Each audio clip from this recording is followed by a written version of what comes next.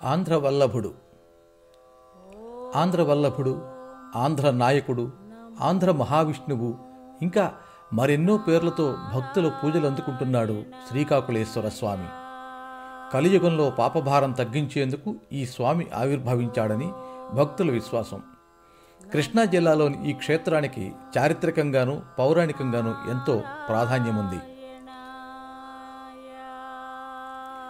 కృష్ణా జిల్లా ఘంటసాల మండలంలోని శ్రీకాకుళం గ్రామంలో శ్రీకాకుళేశ్వర స్వామి కొలువయ్యున్నాడు.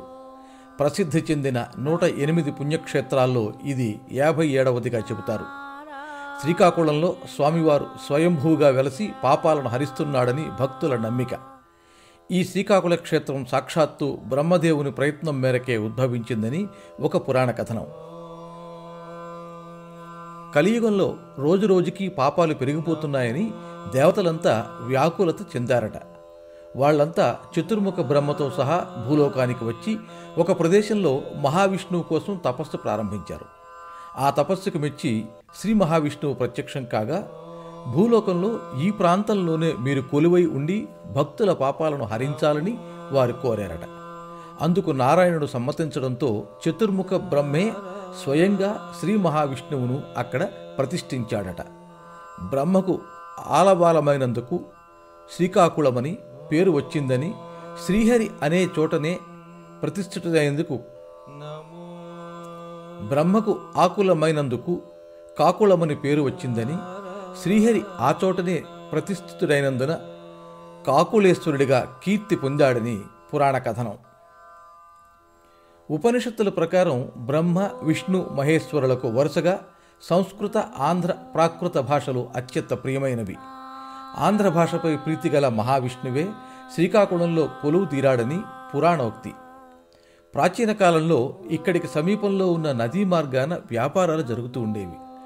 దారిన పోయే నావికులు ఈ ప్రాంతానికి వచ్చి స్వామిని దర్శించుకుని వెళ్లేవారట. వాళ్లంతా ఈ ప్రాంతాన్ని సిరికొలను, సిరికికొలను అని పిలిచేవారట. అదే కాలక్రమేణా శ్రీకాకుళంగా మారిందని చెబుతారు. క్రీస్తు పూర్వం 4వ శతాబ్దంలోనే ఇక్కడ స్వామికి ఆలయం ఉండేదట. ఆపై ఇక్కడి స్వామి అదృశ్యమైపోయాడట. దాదాపు 1000 ఏళ్ల పాటు ఎవ్వరికీ కనిపించలేదట. ఆ తరువాత కొన్నాళ్లకి ఒరిస్సా పాలకుడైన అంగపాలుడు ప్రధానమంత్రి నరసింహవర్మ ఓసారి కాంచీపురానికి బయలుదేరాడు. మార్గమధ్యంలో కృష్ణా తీరాన ఉన్న ఈ శ్రీకాకుళానికి వచ్చాడు. ఈ క్షేత్ర మహిమ తెలుసుకుని అదృశ్యమైన విగ్రహం ఎక్కడుందో కనిపెట్టి పునఃప్రతిష్ఠ చేయాలని నిర్ణయించుకున్నాడట. దానికోసం ఎన్నో గ్రామాల్లో వెతికినా ప్రయోజనం లేకపోవడంతో తీవ్ర నిరాశకు గురయ్యాడట. ఓ రోజు రాత్రి స్వామి ఆయన కలలో కనిపించి వేమశర్మ అనే బ్రాహ్మణుడి ఇంటి ఆవరణలో ఉన్నానని చెప్పాడట. వెంటనే నరసింహవర్మ ఆ ప్రాంతానికి వెళ్లి తవ్వకాలు జరపగా విగ్రహం బయటపడింది. దాన్ని శ్రీకాకుళానికి తీసుకొచ్చి పునఃప్రతిష్ఠించినట్లు చెబుతారు. రాజ్య విస్తరణలో భాగంగా శ్రీకృష్ణదేవరాయలు ఈ ప్రాంతానికి ఓ రోజు వచ్చారు. శ్రీకాకుళంలోని ఆంధ్ర మహావిష్ణువుని దర్శించుకుని ఆ రాత్రికి ఊళ్ళోనే బస చేశారు. రాయలకి ఆ రాత్రి స్వప్నంలో స్వామి సాక్షాత్కరించి ఆంధ్ర కావ్యాన్ని రచించమని ఆదేశించాడట. దాంతో ఆముక్తమాల్యద రచనకు రాయలవారు ఇక్కడే ఉపక్రమించారని చెబుతారు. ఆలయ ఆవరణలో ఆగ్నేయ మూల 16 స్తంభాల మండపంలో ఈ రచనను రాయలు ప్రారంభించారు. దాంతో ఆ మండపానికి ఆముక్తమాల్యద మండపంగా పేరు స్థిరపడిపోయింది. మంటపం మధ్యలో రాయలవారి విగ్రహం కూడా ఇప్పుడుంది. ఈ దేవాలయం గోడలపై 12, 13వ శతాబ్దాల నాటి శాసనాలు 30కి పైగా ఉన్నాయి. స్వామివారి పంచలోహ విగ్రహాన్ని 1205లో భృగుమళ్ళ అనంతభోగయ్య చేయించి ఇచ్చినట్లు విగ్రహం పైనున్న శాసనం ద్వారా తెలుస్తోంది. విజయనగర సామ్రాజ్య పతనానంతరం ఈ ప్రాంతం గోల్కొండ నవాబుల పాలనలోకి వెళ్ళిపోయింది. ఆ తరువాత దేవరకొండ ప్రభు అయిన యార్లగడ్డ కోదండరామన్న ఈ దేవాలయాన్ని పునరుద్ధరించాడని చరిత్ర. ఇప్పటికీ చల్లపల్లి జమీందారులైన యార్లగడ్డ వంశీయులే ఆనువంశిక ధర్మకర్తలుగా ఈ దేవాలయానికి వ్యవహరిస్తున్నారు. నారాయణ తీర్థుల వారు శ్రీకృష్ణ లీలా తరంగిణిలో ఆంధ్ర మహావిష్ణువుని కీర్తించారు.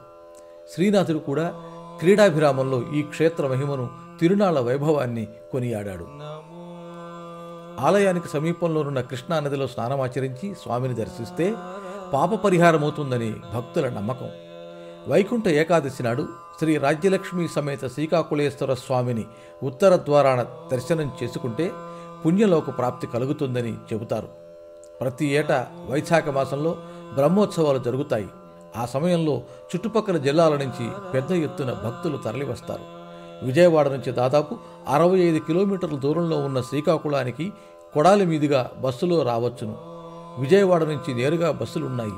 కొడాలి నుంచి 6 కిలోమీటర్ల దూరంలో ఉన్న శ్రీకాకుళానికి ఆటోల్లోనూ వెళ్లవచ్చును. ఈనాడు ఆదివారం అనుబంధంలో సిహెచ్ జగన్మోహన్ రావు రాసిన వ్యాసానికి వాగ్రూపం పప్పు వెంకట భోగారావు.